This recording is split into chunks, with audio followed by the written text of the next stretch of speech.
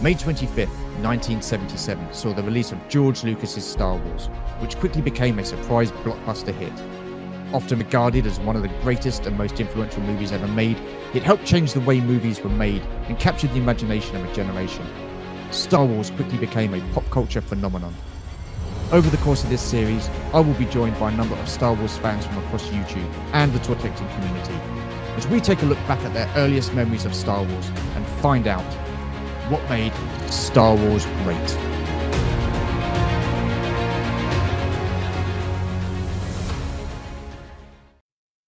Hello Toy Collector fans, Universal Toy Collector here, and welcome to the channel. And welcome to episode 5 of What Made Star Wars Great, the series where I invite YouTubers from the toy collecting community onto the channel to take a look back at their earliest memories of Star Wars and basically find out what made Star Wars great. And this week's guest is Shabby Geek. Welcome, Shabby. How are you? Hey, Stu. How are you, pal? I'm all right, mate. I'm all right. Thank you very much for jumping on. I know you're a massive fan of Star Wars and you've got a big love for Star Wars. So the reason I'm doing this is because there has been a lot of negativity around Star Wars for certain reasons. And I mean, do you think those reasons are just? Yeah, 100% just.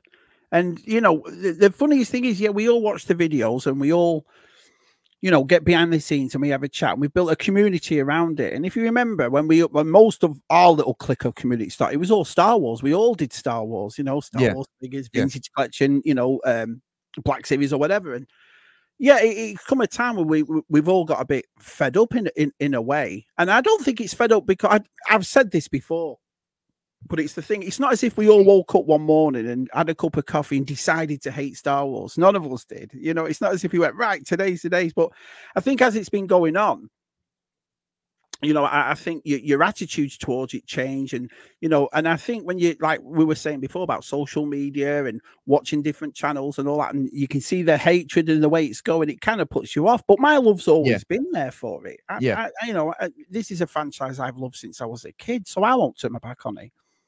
No, I mean, I don't think many people will. But we said before as well that there's so much Star Wars at this moment, you can afford to pick and choose. And you touched on the point a bit earlier in the green room, that there was a comment last week that certain Star Wars isn't made for everybody. It's aimed at certain people like teenage girls, or I mean LBG community and stuff like that. So I don't understand why they're targeting these groups. You hit the nail on the head when you said Star Wars is for everybody from ages 8 and even younger up to 80. Anybody can sit and watch Star Wars. So why do they feel the need to target these specific groups, these minority groups? I'll give you a prime example. Last year we went to see Return of the Jedi. It was the 40th anniversary of Return of the Jedi, and I've seen it millions of times. My wife has seen it millions of times. But we took my son. We took his girlfriend. His girlfriend's 18. Never seen Star Wars. Never seen it. Absolutely never. You know. So now this is a woman that's, you know, that's 30 years younger than us. She's not into the nerds things like we all are, and collects and talks about Star Wars every day with the rest of us. This is a girl who basically is young, 18, never seen it. She absolutely loved it. She loved it. She came out and said, "Oh, it's brilliant," and so forth. And that to me was really refreshing in this day and age when we're all arguing about it and talking about it and so forth. Is that you can take someone who went to see a movie from 40 years ago and absolutely loved it. The reason she loved it is because it's a timeless classic, same as Jaws is. Same, if you look at all the films when we were kids that we've grown up with, they're not set in a certain era. They look a certain era. You know, you can tell what decade they were made in. But the story and the way it's done is for everybody. And I've just always thought that, you know, you could go with your granddad, you could go with your grandson. You can go and see Star Wars and everybody loves it. And I don't feel with this sort of franchise and how it should be done is it should be done for everybody. Singling people out or telling us that we're a certain way because we don't like it, or it's only made for a certain, that's not right to me. It should be for everybody, everywhere. Yeah, absolutely. You know, every ethnicity and so forth. So I just hope it gets back like that. Well, I hope so, because I mean, you know, like I say, Star Wars is such a massive IP. It's global. You know, it's one of the biggest franchises out there, and like you said, it is for everybody. So I you know, let's make it for everybody and don't just have targeted audiences that you're looking at aiming at. So after last week's episode, pre-recording it, James Earl Jones sadly passed away at the age of 93. You know, he did the voice of Darth Vader. I mean, what were your first, what was your first memories of Darth Vader? Because for me, I mean, he was such a powerful on-screen presence, and the voice that went with that character was just absolutely superb. I think we'd never seen a character like that before.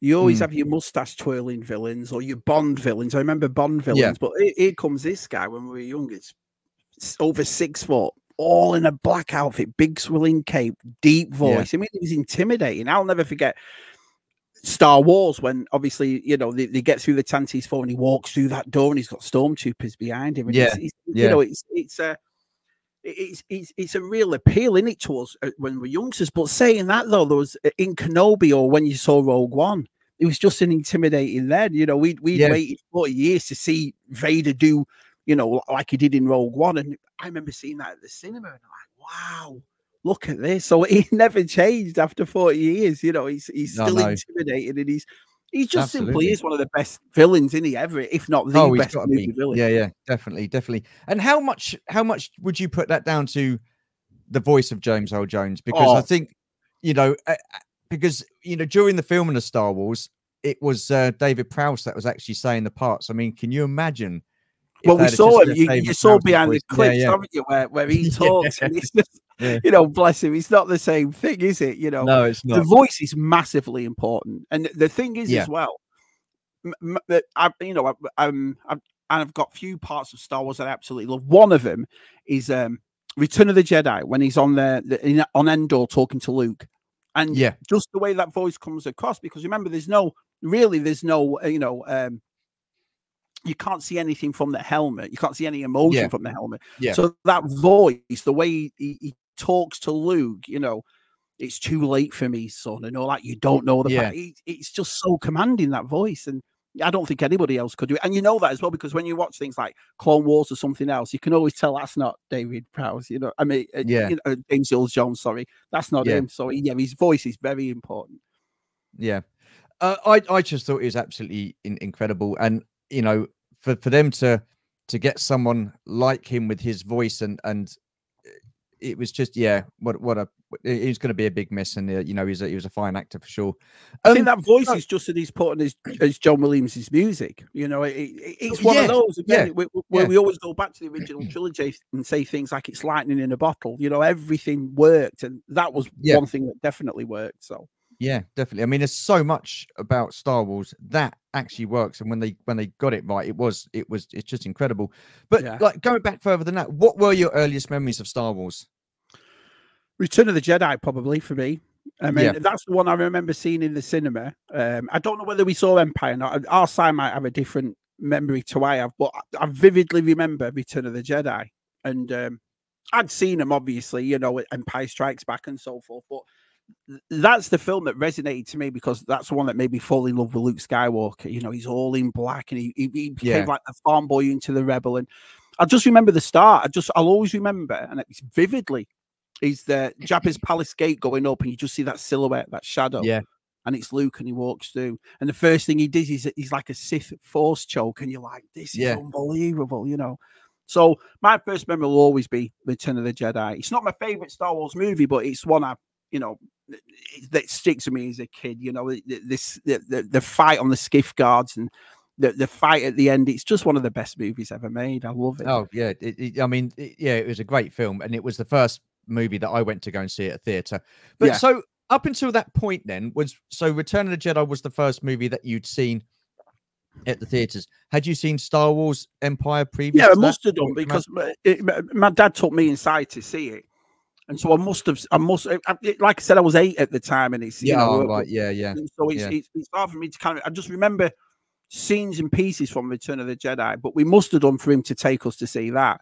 I think back then as well, even though it was a trilogy, you could watch these stories in any order anyway. You know, how many times have you watched Empire Strikes Back without Star Wars and this and that and so forth? I think it's just as we got older, our minds have set trilogy. Do you see what I mean? But when we were younger, but so. When I was that age, my first memories, like I say, were Return of the Jedi, but I must have seen Empire and Star Wars. So my dad would take us to that one, you know. So And what about the figures and the toys and stuff like that? I mean, after seeing the film, you must have. I mean, did you have the toys beforehand, or was it like after you seen Return of the Jedi? No, we you had a went couple and, of them, but there was one yeah, Christmas. I've told this story on ZSR. There was one Christmas. I have three brothers, me and Si. We have three of us, and so there was one Christmas we'd come down. I think it was either 84. I think it must have been 84. And we come downstairs and they'd bought everything. Apparently, as I got older, I realised there was a bloke around the corner that had all these toys, had all these Star Wars stuff, and just got rid of them all. So we'd all come downstairs, those four boys, and everything practically was out there. There's only a couple of things missing, like a Y-wing and a B-wing. But apart from that, there's Endor, there's the Millennium Falcon, there's the Palatoy Death Star. So big. And that's one of the nicest things why I probably fell in love with Star Wars figures, is because with us being four boys, we all got them. Yeah. So it wasn't just like if you lived on your own or didn't have any siblings, you'd have one or two figures. So when we first started getting into it, we already had 10 figures. We already had how many ships and playsets. Yeah. And so we had a good run of it. And my mum was there. My mum, I don't know whether Si said this. My mum was a massive fan of toys when we were kids, from Action Man to this to that. She was always buying us toys, Yeah, it was probably Christmas and birthdays we got them, but she always bought a few of them. It wasn't just like, I can't remember just, so in other words, I can't remember just the one figure. Oh, I had Bespin Han or whatever. I remember having them all. So, so what was it about Luke? I mean, because it's well known that your favorite character is Luke, especially Jedi Luke. I mean, what was it about him that really sort of like went, made you go, wow? I think it's one of those things as well. While I've been all over the world and lived different places and stuff like that, it just resonated with me as a kid. I mean, it's weird. I remember being about 15, 16, and I was in where I lived, and I remember going on the beach because I'm from the coast. So I went on the beach, and about 2 o'clock, and I just had that thing of Luke looking at the twin sons, and I left. I'm going, and I'm going to go travel. I'm going to do stuff and so forth. And it's just always resonated with me. I think this young boy who he was bored and came from nothing and this and that ended up saving the galaxy, and it's just not necessarily for saving the galaxy. It's just, I think a lot of young people, women and boys and girls, can resonate into Luke and see what he did, and that you can achieve anything, you can do it. And it was just because a lot of people when we were kids wanted to be Han, the cool guy, but I never did. It was always Luke for me. I just thought he's the coolest guy on earth. It's like you see him in Empire Strikes Back, and they're trying to. To me, in the Empire Strikes Back, he's like a cocky teenager. He thinks he knows everything. He thinks he can, and he's not listening to older, more experienced people telling him, you don't want to do this, you don't want to. And then it ends the way it does, and then you see him, in Return of the Jedi, and he's like a completely different character, but in a good way, like he's grown up a bit, like he's matured a bit, like he's learnt the Force. Brilliant. I love that character. I mean, I say a lot of the times that character development is key within any story, any movie and stuff like that. I mean, there was an abundance of, character development throughout the original trilogy. How important is that to, for the character as well as the story? We grew up with him. If you look at A New Hope to Return of the Jedi, that's three Lukes that are completely different.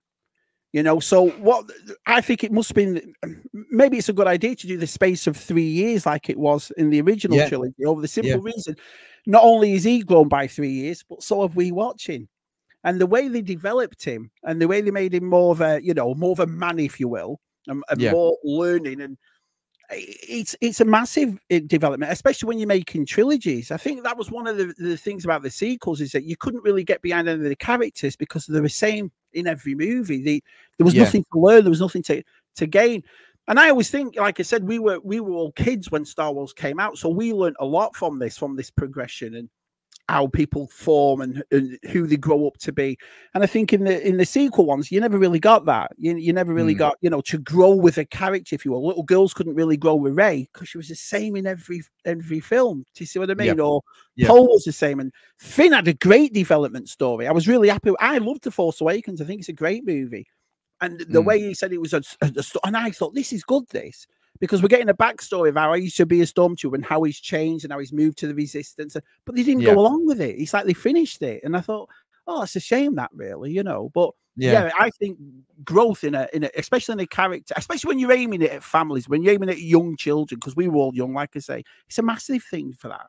Well, the thing is, I mean, we're older, we're older generations. We like middle-aged blokes or whatever, and we keep harping on about the original trilogy, but it was designed to be for kids. It was a kids movie after all. I mean, no one could have seen that Star Wars was going to be the huge success it was.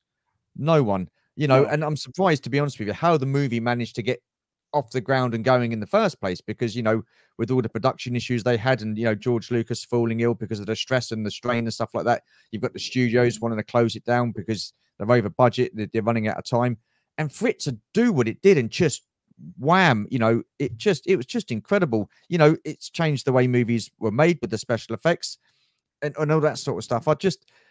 It's just absolutely incredible. And you touched on it again as well about how important the music was with John Williams. I mean, can you imagine Star Wars without the John Williams score now? It's like we said before, it's lightning in a bottle, everything. You look at the sound, Ben Burt's sound in that original trilogy. You look at the music, or you take one thing away, and it's like it just all fits in the same bottle. It's just unbelievable. That music, even to this day, you listen to Leia's theme and you got tears in your eyes, or Jewel of the Fates, or there's so many pieces of music in any of these trilogies, even the sequel one, that you think that's a beautiful piece, and it really does work with the film. But you're right about the special effects. I mean, how many times have we all sat back and watched, all the makings of and so forth? We'll sit there now in 2024 and watch the making of Empire Strikes Back, because we're so fascinated about how it was made and what they did. And it's a dying art now. If you look at the Star Wars now to then, it's a completely different thing. With the CGI and so forth. And a lot of people get mad about the special editions. Oh, I wish they did. I never have. I've always liked them. And the reason for that is because it gives young people, again, an opportunity to go, oh, this is awesome. It's out there, oh, this is a bit old-fashioned, this, Dad, or this isn't, you know what I mean? Look at the thing. So I don't mind the special editions.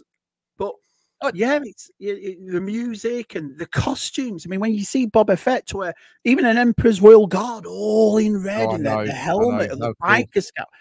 It's weird. We do these things, me and you, Stu, and the rest of us in the community, and they say, who's your favourite this? But which one are you saying isn't your favourite?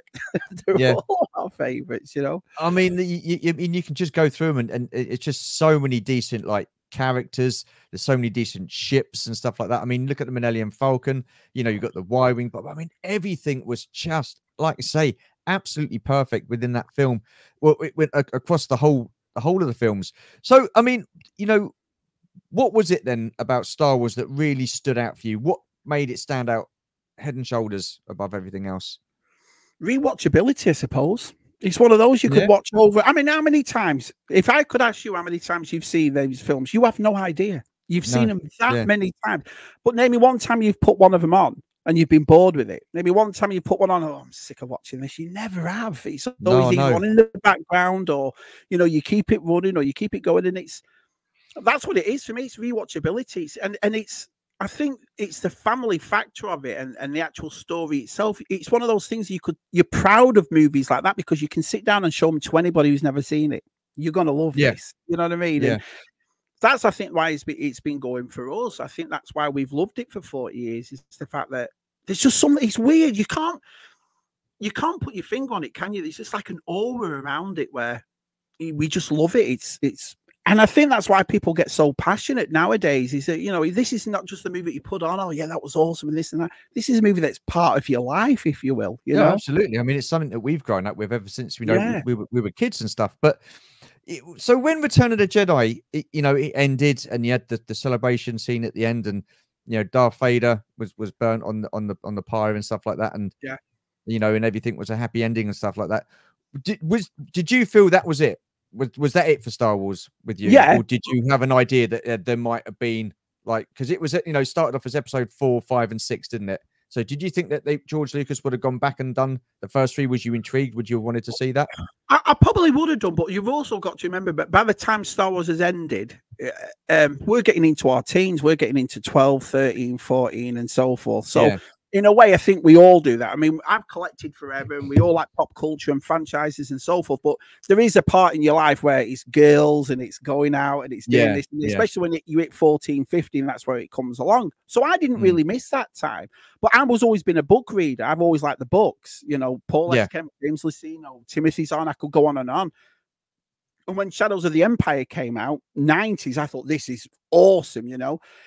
And then the special editions came out, if you remember as well. What's that, 97 or something like that, just before the the prequels came out. So in a way, I've always had Star Wars, but I've never been that person to turn around and go, oh, I've missed it, because I think during the time it was gone, I was doing other things. Do you see what I mean? And then you come back to it. I remember seeing the special editions. I remember going and seeing the prequels. So in a way, there's what was there from 83 to 99, about 15 years, wasn't it, difference between the movies and so forth. But you had the Ewoks cartoon, you had the Droids cartoon, then you had the Ewoks movie. So there was it did keep going a little bit, but not as big. But I don't think I ever went through that phase of missing it. No.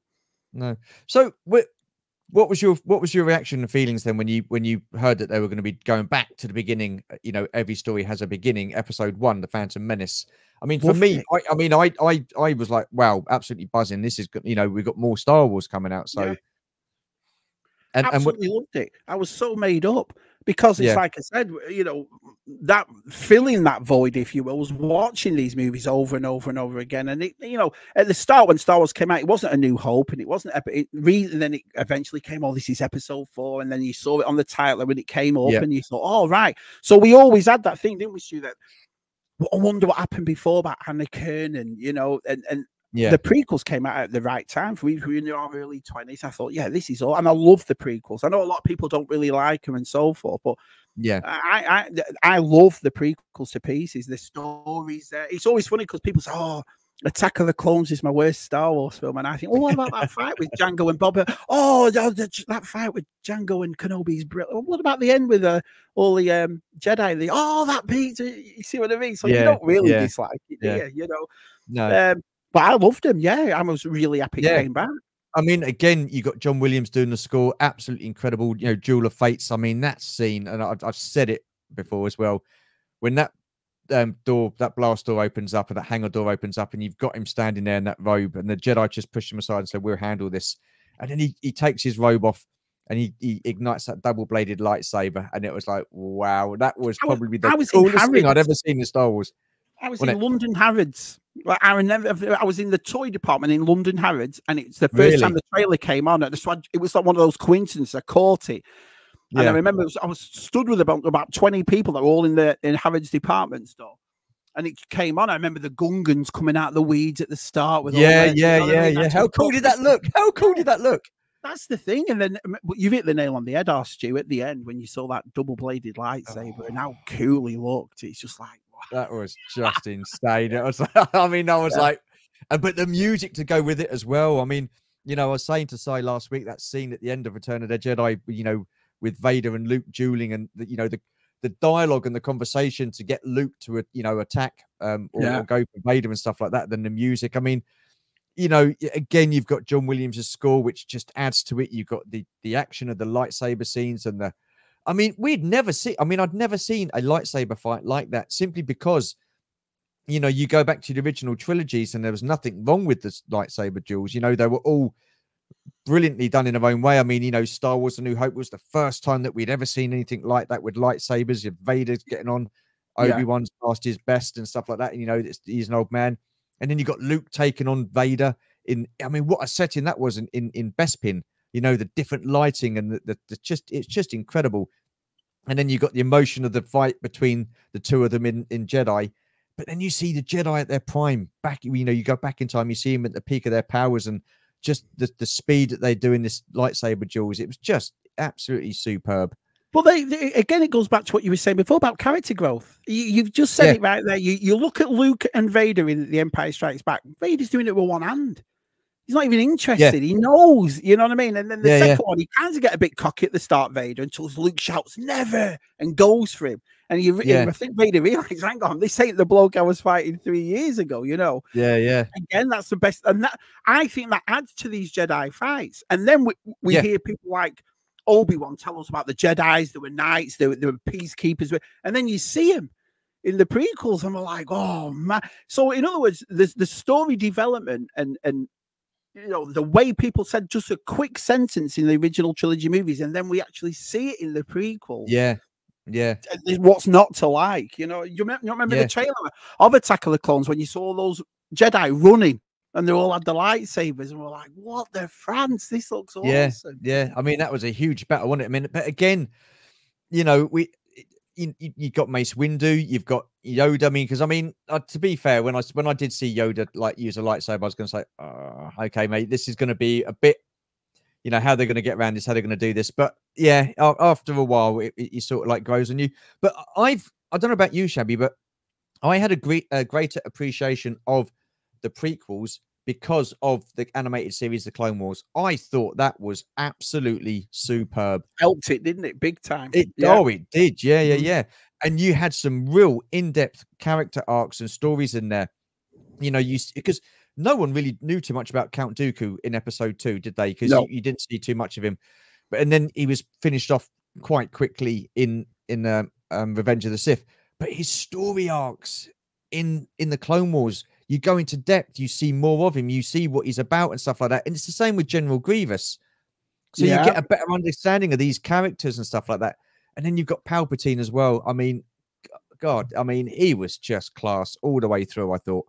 And that's one of the nicest things, again, going back to reading the books, because the Dooku book and the way he's developed in that, then you saw tales of the Empire, or tales of the Jedi, and you saw Dooku as a younger man and so forth. But I completely agree with you that one of the best things about the Clone Wars was the development of all the clones and Dooku and Grievous, and then you got people like Asajj Ventress, who you heard was meant to be in, but they thought it'd scare kids too much and so forth, so they put her in that. And just the development of it, you know, even it's one of those things to me as well. The Clone Wars, even the filler episodes are brilliant. Even the the side little stories that they do are fantastic, and we have a real big appreciation of the Clone Wars. You know, it ran for some time, and then when they brought it back a couple of years back, and the way it ended was perfect. It was absolutely perfect. So, you know, the Clone Wars to me is as big as a part of the Clone Wars as the movies is to me. I think it's, you know. Oh yeah. I mean, it couldn't have done too bad. It went for 7 seasons. Yeah, and again, the story's there. You know, you look at the way these clones are developed and what they had to go through, or Vader, and then you saw Tarkin, and so all the old school were back, but in a kind of different way. That's why, in a way, I've always said it, I'm all for progression. I understand change, but it's how you do that change. You see what I mean? So absolutely. I mean, again, the Clone Wars introduced Ahsoka Tano. I mean, she wasn't great to start with. I mean, everybody thought she was like a bit whiny and stuff like that, but then Anakin was, Luke was, but then she became a fan favorite and stuff like that. And, you know, and she's even got her own TV show now, you know what I mean? Ahsoka. So, but going back to, again, what the topic we're going to talk about is character growth. You saw at the start, she was a little bit annoying, but then we turn around and say things like, well, it's made for kids, so she's perfect for kids. Do you know what I mean? Little snips and all that, same as Jar Jar, same as all the little bits and pieces of it. But as she gets older, and as she progresses through it, you see the change when she leaves the Jedi Council. Then you see her at the end of you know, with all the helmets at the end of Clone Wars. And then you see her in her own show. Then you see her in The Mandalorian, the Book of Boba Fett, sorry, when she turned up in that. Or her episode of The Mandalorian, the Jedi. I've talked about that on another thing. The progression is perfect. Do you see what I mean? So I agree 100%. If these are wrote correctly and have a feel of Star Wars in me, like a aura of Star Wars, if you will. This is why it's the biggest franchise in the world. Well, that segues into the next question. I mean, how important is story to you within the Star Wars universe? Massive, because we can talk about CGI, we can talk about, you know, the costumes and this and that, the music and so forth. It needs a story to go with that. You know, when you hear John Williams's Leia theme, or you hear the Imperial March, or you hear it's a part of a film that you think, this is awesome. You know, we never have to turn around and go, well, that seems rubbish, but the music was, no, it's massive to me. Massive. You know, this is what this is.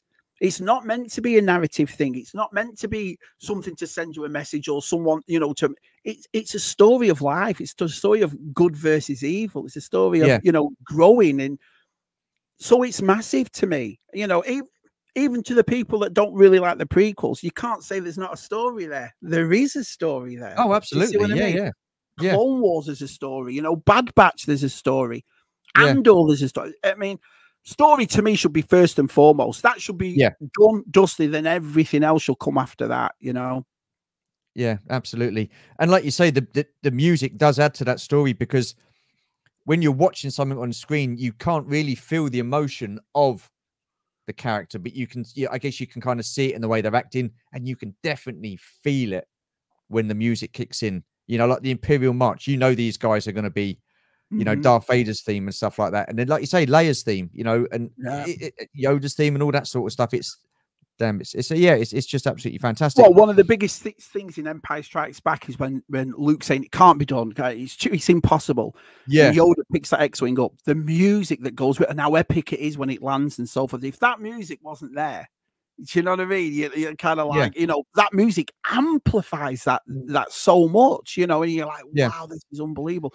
But again, that goes back to the story. Some guys saying I can't do it, and some other guys saying, yeah, you can if you put you art towards it. This is what you have to do, and you know, it's all about development. For the ally is my force, and a powerful ally is brilliant, absolutely brilliant. Yeah, I mean, Si said last week that, you know, for every Star Wars project that they do get right, like say for example Andor or Rogue One, there's always something that comes out after it, and it's not as good. Why is it then? Do you feel that they're inconsistent with how they're telling the stories? I mean, you know, when you think about it, George Lucas left Star Wars in a damn good place. The foundations were there, and the Star Wars lore was there. The Star Wars canon was there. It couldn't have been that difficult to follow on from that. Yes, I know everybody's got their own ideas of how Star Wars stories should be told, but you've got to keep to those fundamentals, keep to Star Wars lore, keep to Star Wars canon, look at what's been written before, and then work from that if you want to go forward, or if you look what's written before, then if you want to work back like they did with the Acolyte. Do you know what I mean? It's just, I know exactly what you mean. Yeah, it's a strange one, isn't it? Because it's like, I've got to admit, for all the things that we don't like about the new Star Wars, there's half the things that we do. Yeah, watch Andor, and it's, to me, it's a master. It's the only one I've watched about 3 or 4 times. I absolutely love that show because it's the story. You know, a lot of people, oh, it's a bit boring, chabs, because that doesn't matter to me. You know, I could watch no action in a Star Wars unless you give me the story, and that had a perfect story. Rogue One was perfect, even though people, but again, say, oh, it's a bit boring, chabs, for the last 20 minutes. It wasn't to me. I absolutely loved it. Ahsoka was good until the end, until the final episode. I was just sat there laughing, and I don't know whether. I mean, I'm not going to go on about the Acolyte or whatever, because this is not what this show is about. But you know, it's like the more thinking we're more impressed by coming out and saying, well, I hired this writer, and the first thing she said to me, Star Wars, is that the one with the big bear? So I knew immediately that's not the right way to do it. You know. If it was me and I didn't know about this franchise, or everyone knows about Star Wars, but I don't know the lore of it. I don't know. I would do as much research as I could. I'd get into these fan forums. I'd watch the videos. I'd see the film to give me an idea, because it's easy for people now to come into a franchise that we've known for 40 years that they don't really know and just write anything. But then why do these people hide in the first place? And if they don't know, that's what I don't understand. I think it's. I mean.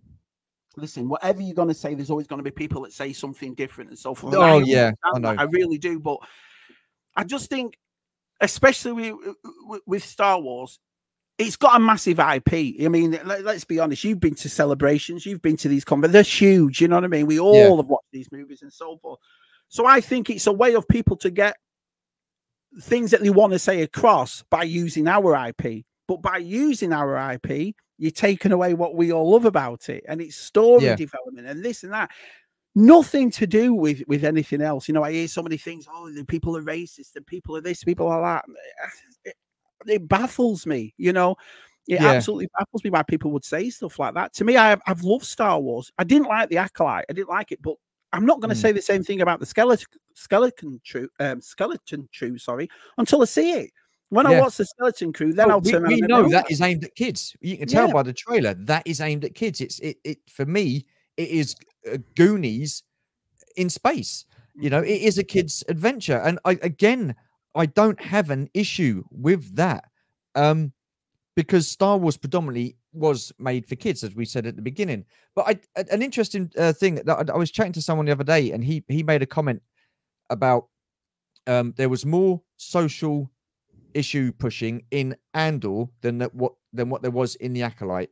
Now I don't seem to recall any of that. I don't, but they also say about Star Wars, the first one. You know, the whole idea was it was taking on these big corporations and big companies, and the wars were on at the time and so forth. And he had like hidden messages in it. But if you don't see it, then fair enough. But also a good thing about that is when you look back and you think, oh, right. And then you can see it for yourself. And that gives you more of an idea of more things about it, more that it's right in your face. Do you know what I mean? Yeah. The thing about it is that it's like I said, and I don't want to discourage anybody or say something the wrong way, but there's been so many things in the new Star Wars that they're making it more of a reality thing. Well, the whole thing about Star Wars is a long time ago in a galaxy far, far away. It starts as a fairy tale, if you will. And to me, it's always been a form of escape. We were talking about people with laser swords, driving old knackered cars in space with Wookiees and this and that. It's not supposed to be real. It's supposed for us. It is escapism. 100% what it is. And I've always been that person for that. You know, it's like I said, I went to see Beetlejuice a couple of nights ago, and it was nice just to escape for a couple of hours, just you know, get everything else and come back. You know, I've always, it's like the popcorn thing. You just sit there eating popcorn, then you come on and talk to the lads about it. And I'm fed up with moaning about Star Wars. I've had it up to here with it, you know, like, because I don't want to dislike it. I love this franchise, you know. Well, and I think there's certain people that can't, you know, I don't get this notion that if you don't like something in Star Wars, you're not a true Star Wars fan. We don't get what Star Wars is all about. We know what Star Wars is about. We've been with it from the start. We've been with it for over 40 years. So how can we not know what it's about? And look, I don't want to spend too much time on it, but there was a comment on Twitter today or X, and it was saying you're quite happy to watch a film or a series with dragons and fairies and goblins and elves and stuff like that. But if that series contains a black person, there's a problem with the what's it called? The casting crew. No, there's not. We don't have an issue with that. That's not the problem. If there was, we wouldn't have liked Lando. We wouldn't have liked Finn. We wouldn't have liked James Earl Jones as Darth Vader. Mr. T, Apollo Creed. I could go on and on and on. Yeah, None of us watched the Cosbys as a kid. None of us watched Different Strokes as a kid. None of us watched the Fresh Prince of Bel-Air as a kid. We all loved these episodes. It's insane. Every one of us loved it. I mean, I laugh at that because I'm in a multiracial relationship. I have been for 20 years. Yeah. Do you see what I mean? And so it always makes me laugh. I just think it's a deterrent, but I've never known anything like it where people can immediately call you something over a TV show. Do you see what I mean? You know, and people go back with, oh, well, you all like games. You look at Games of Thrones, it's got 2 women, female leads. Yeah. One of them's gay, and it's brilliant. Yeah. It's absolutely, because again, what we're going back to, Stu, is story. Get the story right. That's all we want. You get the story right, absolutely, and everything will like just fall into place. Yeah, it's insane, and you know, like I say, this series is looking at what made Star Wars great, and we're talking about the good things in Star Wars. But on the flip side, when you do that, it is difficult to ignore all the negativity that's being thrown our way. I mean, again, this question here: how important do you think the older generation of Star Wars fans are to the Star Wars franchise? Absolutely massive, massive. I couldn't disagree more with anybody that says that we're not. The reason for that, you've been to Star Wars Celebration. You take out every bloke our age or every woman our age out of these celebrations in New Year Life. You couldn't even fill a room. And the people that have gone have probably gone with the dad or the granddad or their auntie or the mum, someone that's loved it as much as we have.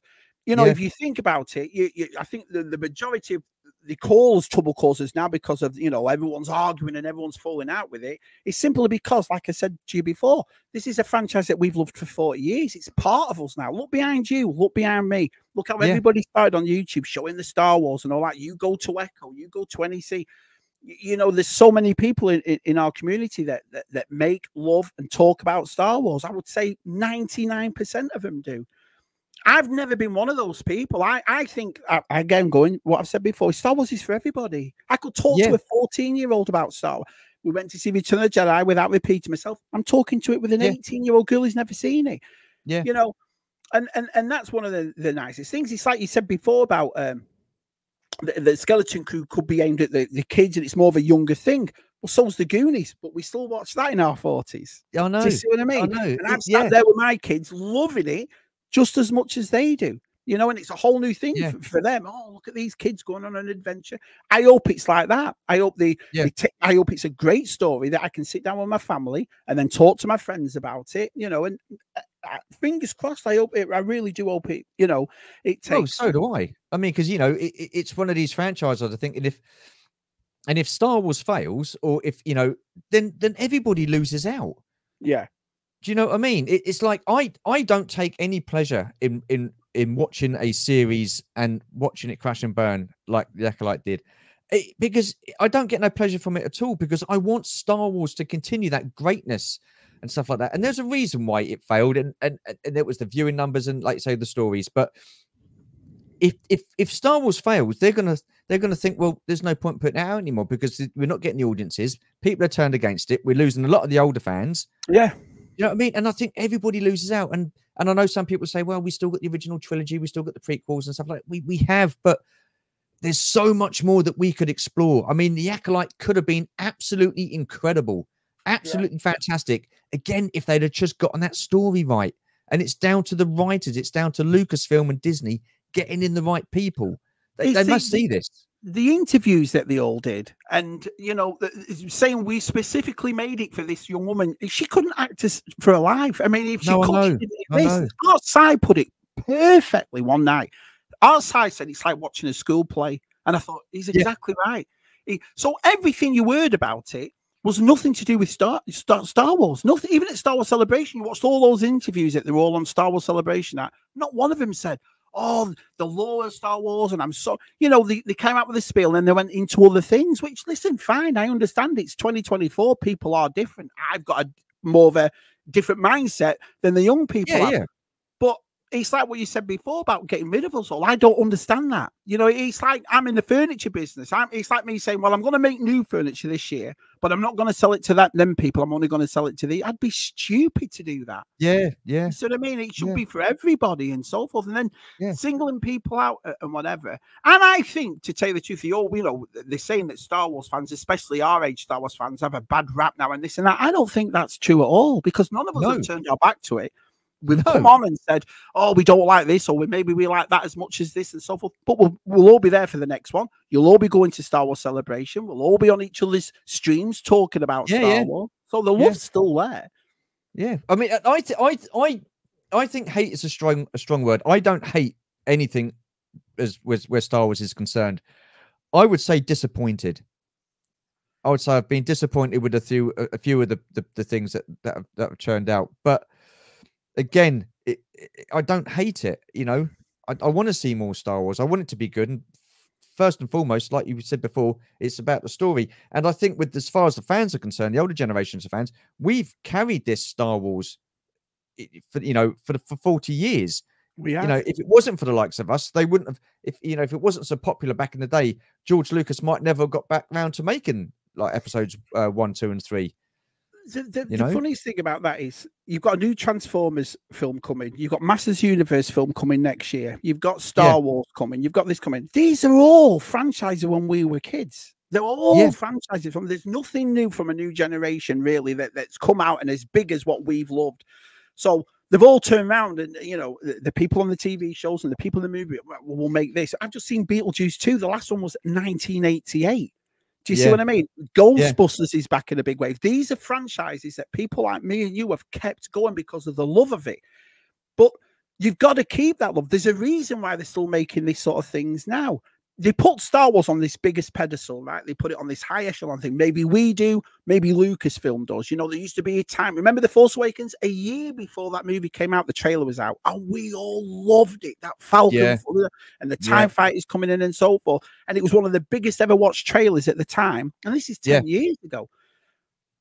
I think it's not Star Wars fatigue. A lot of people say, well, Shabs, you think there's too much Star Wars? No, I don't think it is.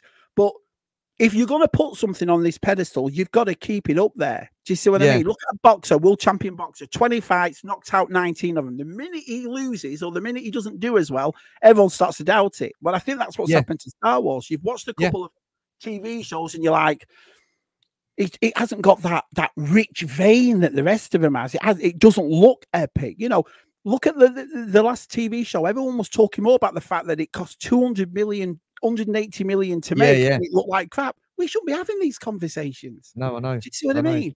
I mean, they say the hardest thing, they say it's hard getting to the top, but it's even harder staying there. That's exactly right, mate. You know, that's exactly right. Moving on to the next question. How important are strong female characters within the Star Wars universe? Massive. Massive. You had the biggest ones. You had Amidala, massive in the prequels. You had Princess Leia, massive. They're a huge point. You know, if you actually look back at that original trilogy, the main person, the person who had her head on and so forth, and was Leia. Let's be honest. You know what I mean? She never took hands cocking her. She always looked at Luke like he was a little brother in a way. This was a leader of a rebellion. Do you see what I mean? And the way they write her in the books, there's a book called Bloodline, and it's just after it, you know, just before why she heads off to the Resistance and so forth. Yeah. Leia is the most amazing character in the world, you know, and to me, there's nothing to do with if she's male or female. What a character that person is, you know. Yeah. But it's huge. It's a huge thing. You know, they're making the new Red Sonja movie. I can't wait for Red Sonja, you know. You look at Ripley, you look at all other 80s actually. Well, Lara Croft. You got Lara Croft. Lara Croft. You know what I mean? And that's the thing. So, yeah, I've never been one for that. I know you haven't either. I don't think I've ever turned around with a movie that's coming out and gone, I'm not seeing that because there's a girl in it. Never. No, it's you know, and I mean, look, you've got the season 2 finale of The Mandalorian. I mean, that was just absolutely out of this world. I mean, that was Star Wars in a nutshell. Yeah. You had 4 women. You had Cara Dune. You had Fennec Shand. You had Bo-Katan, and you had Costa Reeves. 4 women, right? I didn't care. They were absolutely incredible. They were awesome characters. They bonded and gelled well together. It didn't bother me that they were in that scene together. You know, well, we've all talked for years. Name me one time behind the scenes one of us has ever turned around and gone, "Oh, I didn't like that." Wow, 4 women doing that. No one. Coming out of that Imperial shuttle, and what is it? Mandalorian went one way, and the 4 girls went another. We were like, "This is awesome," you know. Yeah. So I've never ever been one of those to say. I'm quite lucky over the fact as well as my mum brought up 4 boys on her own. She's a very, very strong woman. My grandma owned a bar in Blackpool, very, very strong woman. My wife, there's no way I'm messing with that woman after 20 years. So I can understand and see having strong women around me. Yeah. The only thing is though, that it's not the women that's an issue to me. I don't like the way you devalue men sometimes in stuff. That's the problem for me. It's not a case of being sexist. It's the case of you're lowering their expectations for women to go up. But women have always been up there anyway to me and to you. You know, it's not as if you have to make a male character look a certain way to build a female character up when that female character has always been up in our eyes. Do you see what I mean? Yeah. Well, I mean, again, that's something that they sort of did. Harping back to Jack, again, they sort of like flipped the roles. The women were more dominant, and the males were sort of like dumbed down, softened down a little bit. I mean, even Kwame, I mean, I thought he was absolutely, he was absolutely awesome in episode 5. And I thought the way he delivered his lines, the way he was, I thought, wow, okay, now we're building for something. But then the next time you see him, they've softened him right down again. And if you don't want to see that, you don't want to see that. No. You know, the Jedi would you know, the Jedi guys, you know, like I think it was it Yord? I mean, he was quite soft. Then you had oh god, you know, I can't even remember the name. So I mean, he started off right, and then they softened him right down. You know, and it's all to put the women on a pedestal. We have strong women, but one of the best things about that, though, the reverse of that was Baylan Skull with Ahsoka. both on par with each other. Yeah, which I thought was perfect. So Balin wasn't bigger than Ahsoka. Ahsoka wasn't bigger, and that worked to me because they were both, you know, professionals. They were both, you know, experienced in the Force. None of them backed down, which I thought was brilliant. All it took was one of them to be softer than the other one. And I was like, oh, here we go again. But it wasn't, you know. So when they fought, even though he's bigger than her, the way she can use the Force and the way she can move and the way you didn't know who was going to win, you know. And I thought that's brilliant the way they did that. You know what I mean? On equal par, which is the way it should be. Written absolutely. properly, you know. Absolutely. And I mean, Rey, I don't dislike Daisy Ridley. I don't dislike the character Rey. I just don't think she was a very well written character. No. There wasn't enough character development in there for her for me to think, yeah, well, she's going to be great. She deserves to be the all, you know. And again, it's keep saying it. It's down to the writing. It's down to character development, and that is absolutely essential. Not just within Star Wars, but any movie franchise. I mean, look at Ripley. Look at her character development from Alien all the way through to Alien, 100%. Alien 3. Yeah. It's anyway. But that's the thing about Rey, you know, she's flying Luke's X-Wing. She's got Luke's X-Wing helmet on. She defeats Luke in the thing, and you don't know this character. That's the thing. The character she's doing all this too has been a character that we've known for 40 years, and we've loved him and so forth. This girl's turned up. It's like the Rise of Skywalker when she's lived on a desert planet all her life, but she can yacht that thing over to the Death Star. You know, you just, it's little things like that. You're like, you know, oh, they'll fall for it. It says Star Wars on it. They'll fall for it. We won't fall for it. You know, and that's the thing. You watch Force Awakens, and I'm a big fan of it. I like Force. I went to see it twice. I took my kids, and then I went with my daughter who couldn't come with us in it. And I thought, this is great. This is a great setup to the new trilogy. It's the next one for me because a lot of people say, oh, it's the same as A New Hope, Shabs. In a way, okay, I understand why they've done that. Do you know what I mean? Because they're getting us all back on board to show us, you know, this is what we're going to do. And then the second one, if it was me, I would never have put the original cast in it. I just wouldn't have done it. I would have made them martyrs or legends, like the legend of Luke Skywalker. There was once this guy called Han Solo who was, you know, a criminal. Then he became part of the rebellion and used them as that. And instead of killing them all off or making them the characters that that we didn't grow up with, I would rather have done that. And then I think the sequels would have had a good chance. But again, it's the way they were written. You know, it was well, there's one line out that sequel trilogy that I do not like, and it's when Kylo Ren turned around to Rey and said, leave the past behind, kill it if you have to.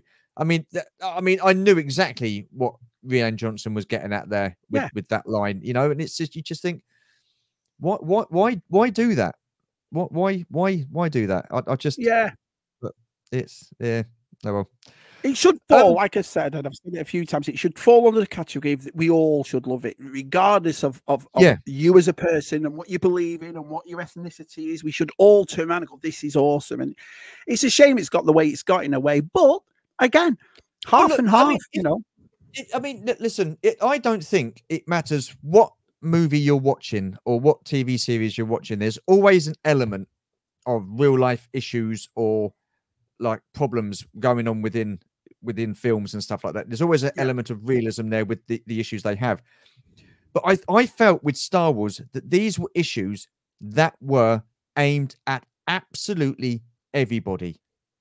They were aimed at everybody. If you start putting these issues into targeted a certain audience, then yes, they'll get them, but no one else will. Yeah, it's because it's not meant. Do you know what I mean? Yeah, it's like, you know, I've got nothing against LGBTQ or anybody like that at all. I have friends that are gay. I don't have a problem with that. But when you've got a big IP like Star Wars, we've said it is for everybody. When you start putting issues and like those kind of real world what are they called, issues and stuff like that, I guess, social issues and gender issues and stuff like that, I'm not going to get that because I'm not going to relate to it. Yeah. And I don't think a lot of the Star Wars fans of our generation do relate to it. And we're the biggest audience. Now, it's okay targeting these people, but if you target that type of audience, then the numbers aren't going to be that high because people are going to turn away from it because they can't relate. Star Wars was a film that everybody, and a franchise that everybody could relate to. I agree, 100%. I mean, you look at Luke and his progression. You look at Han, you look at Leia, you know, then you look at Amidala, then you look at, you know, the problems that Anakin had and why you these are sort of stories that, regardless of your background, make you think about life. They're the ones that should pull you in. So you sit back and think, well, what, you know, what would Luke do, or how did Anakin? I can relate to that in that way. But putting this year's issues into a new Star Wars are not going to be these issues in 5 years from now. So they're just going to, they're not going to age well, you know. No. Friends is your prime example. The TV show Friends, they aimed it at that time, the way they dressed, what they talked about, the way they did this and that. So you watch it now and you know you watch it. It's so dated. Even though it's funny, it is so dated. Yeah. Star Wars has always been a timeless one, you know, because like I said, going back to what I said before, it's set in a galaxy far, far away. You know, it's meant to be thousands of years ago from where we are now. And they should stick it and stay with it as a family orientated. You know, that's one of the things I didn't like about Andor, I'll be honest. There's some of the swear words in it. I swear like a trooper, you do, but it's just little things that make you go, oh, this isn't Star Wars. You know, you keep it when Finn swore in The Last Jedi, you're just like, there's no need for it. This isn't, you know, this is meant to be the pinnacle for a family show. It's weird little things like that. It's weird, isn't it? Just little things like that, like the swearing. I mean, again, that's a great point, because I don't think Star Wars needs it. You didn't have it in the sequels. You didn't have it the prequels, rather. You didn't have it in the original trilogy. You didn't have it in any of the animated series. So it just makes you wonder why they use those words in you know, okay, you've got to bring it forward. You've got to, you know, update it and bring it into the modern times. But do you necessarily need swear words in it? I don't think you do. I mean, you know, sometimes we can be, us fans, especially as older fans, very insufferable, I suppose. You know what I mean? It's like, you're never going to win with you lot. But the thing about it, it's not a case of winning with us. You know, we've all come into this and we've all give everything that's new an opportunity. And like I said before, half of it's good, half of it's bad. But, you know, if the Rey movie, for example, is coming out, I'm going to go and see it. I'm going to go, you know, because you never know. It might. I've always had that thing, Stu, where one day I'll come back out and I'll go, oh, Stu, did you see the new Star Wars? It's unbelievable. And then we're all back like The Mandalorian did. The first 2 seasons of The Mandalorian had us all back on track. We loved it. Do you see what I mean? And that's the thing. No, absolutely agree. Absolutely agree. And I hope that's, you know, because you got the Mandalorian movie coming out next year. Is it next year or is it the year after? Next year.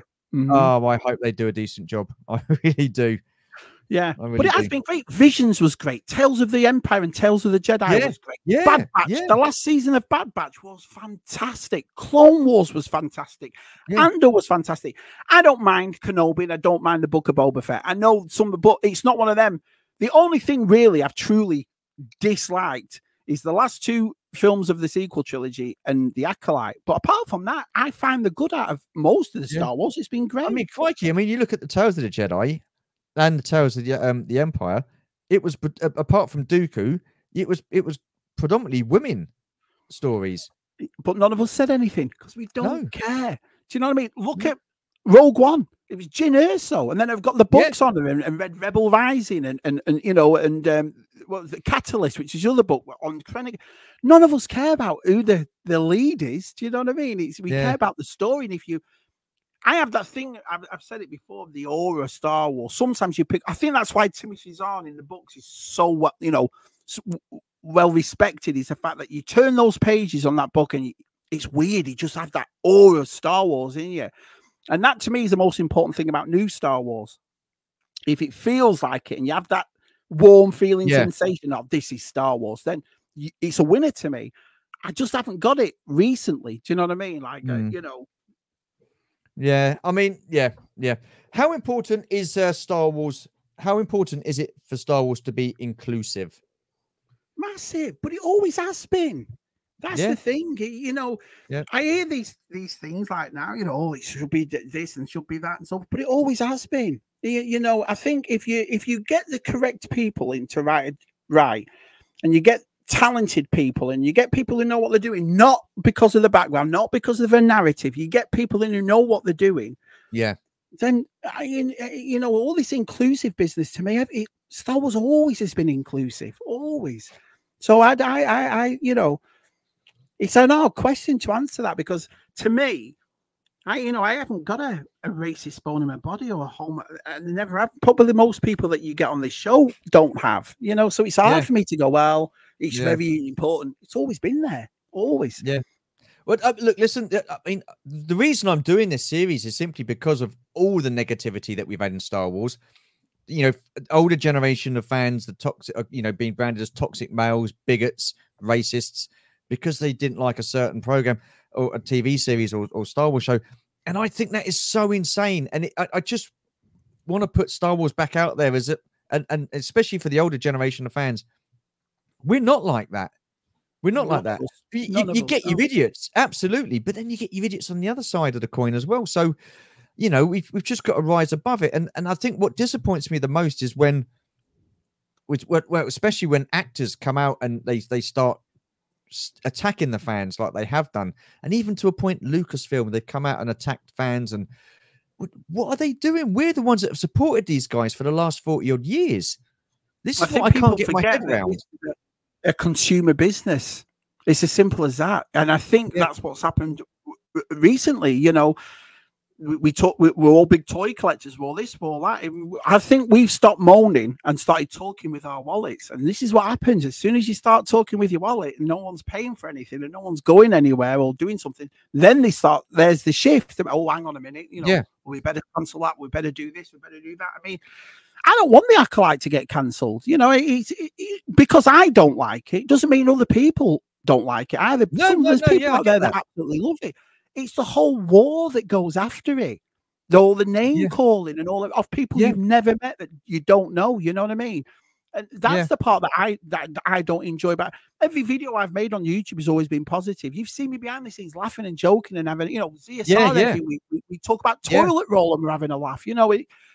I like to be positive in all this stuff. This is why I think things like this are dead refreshing, because I don't want people out there who aren't Star Wars fans to look at people like us and think, oh, they're all just old racist bigots that none of us are. We just we talk through a passion. And it's like you said, you're always going to get people in every walk of life that are going to be nasty. It's going to be trolls that are going to do stuff on purpose and so forth. But the majority of us aren't like that, and, you can tell by Star Wars Celebration. You go there and 100,000 people turn up and, the films are always going to make a lot of money. They talk about, oh, well, Rise of Skywalker didn't make nowhere near. It still made over $1 billion. It's not as if no one went to see it. I just think we are the most loyal fans in the world. We give them opportunity after opportunity after opportunity. And, I think what he's got to now is we always think, well, that one wasn't that good. The next one will be awesome. The next one and it'll come back. One day, it's not a case of people waking up. I think people will realize, well, hang on a minute, because it's not, to lose your fandom on Star Wars. I mean, you're never going to find something as big as this. Let's be honest. No, absolutely. And like I said before, I don't like seeing Star Wars fails, because if Star Wars fails, we all lose out. Because then what happens is, I mean, you've got to take and see what's happening now with the Acolyte. They've cancelled it. So, Shop Disney have taken a load of the Acolyte figures off the shelves and stuff like that. Yeah. And Hasbro going to turn around and think, well, if the show's not doing very well, no one's watching Star Wars, we're not going to make the figures. So then as collectors, we lose out, whether that's like vintage collection, Black Series. I mean, I know you like your Black Series. And I've seen some of these Acolyte figures. I think they look absolutely incredible. They've done such a great job with the figures, but it's the characters that I can't relate to. And I can't relate to them because they're poorly written. Do you know? I've always classed us as pop culture enthusiasts, and what I mean by that is exactly what you just said. When we were kids, the movies were so good we wanted to buy the figures. The figures were so good we wanted to buy the comics. The comics were so good we wanted to watch the cartoon show, and it all came in one. And there's no coincidence now. Is this? I'm a massive Black Series collector, hundreds of them in here. Yeah, I've stopped buying them in a way because I'm not getting the same passion as to buy them. Do you see what I mean? I'm not like, there's not something that I've watched out there, or we've had these discussions that have made me go, oh, this is unbelievable. I can't wait to pre-order this figure and get these figures. And you tend to go, well, I'll get them, but I'll wait till they go half price, or they'll wait till we're in Ollie's or something like that. Yeah. And so what happens is, especially in our pop culture franchises, when one thing gets affected, a few other things do, like your toys or like your comics. I never bought one High Republic comic because it just wasn't for me. But yeah, I bought all the books, and then a couple of years ago, I stopped buying the books. And you know, you just, when you're reading something or watching something, and you realize it's not for you. I'm a sort of person, as most people are, that will turn around and go, well, I'll go on to something else, or I'll move on to something else, or I'll see what I mean. And that's how it gets left in the background.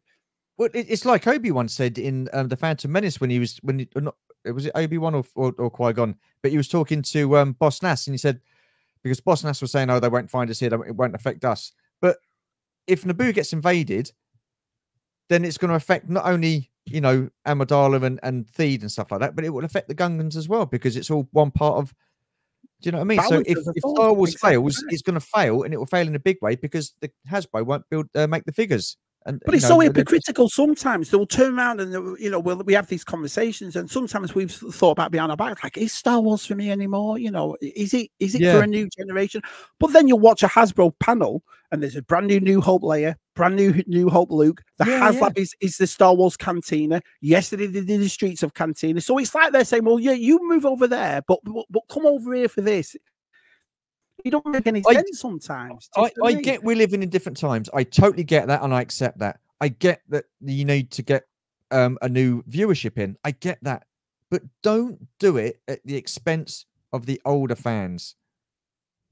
That's all I'm saying. And you know, just all we want in is a well-written story, and story with, you know, we want the guys that are writing these stories to be as passionate and know about Star Wars as much as we do. And I don't think we've had that with the last couple of series. We've been probably the best agents, sellers of Star Wars ever. Because when the new generation do come, or your kids or your nieces, nephews or whatever, we're the people to go, why don't you come to Star Wars Celebration with me?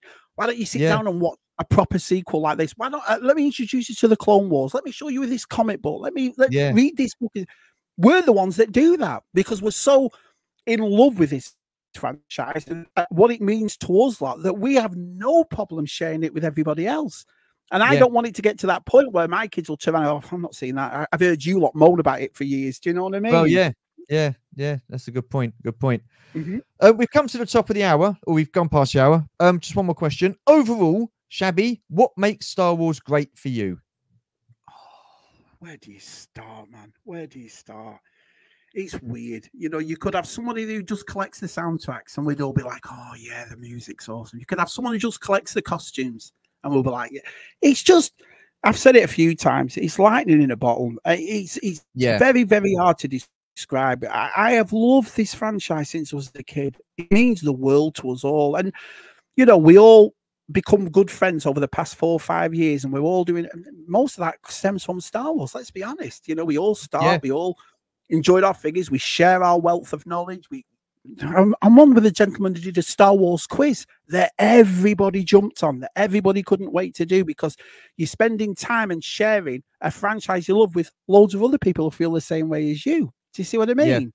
Yeah. So the sense of community and the sense of enjoyment that it's brought me and my family and my friends for the past 40 years, you can't put a word on that. You can't, you know, it's hard to turn around and say what it actually is about it. It just means everything to us, you know. And I think, you know, it's funny, isn't it? You watch, I've got a presenter on CSR, Matt, as you know, you see him in his Star Wars gear or cosplay. I'd never cosplay. But then you're like, oh man, that's awesome. Or I don't collect comic books, but you'll see someone with a huge Star Wars collection. We had Jeff Bark on a couple of weeks back, and he found those vintage Star Wars. It's one of those things. We have 40 years of product and stories to talk about, and I think it's, you know, it means everything to us. It really does. I love it to pieces. I just wish it'd get back on track, you know. Well, fingers crossed that it will do with the, well, hopefully with the skeleton crew. But again, you know, we know it's not going to be for absolutely everybody, but there you are. What can you do? Shabby, I've got to say, this has absolutely been fantastic, mate. Really love chatting with you. Thank you so much for being part of this. No, it's nice. It's nice that you. I'm really happy you've done this. I am. And the reason for that is because people like yourself, it's easy to sit in the background, pissing and moaning and arguing. You've turned around and gone, you know what? We all love this thing. Let's talk positive about it. Let's share off it. So I've loved it. What a great hour. Thank you so much. No, thank you for being part of it, and thank you to those who've watched. Stay to the end, whether you've watched it or listened to it. Really do appreciate it. Take care, stay safe, and we shall see you in the next one. Bye for now.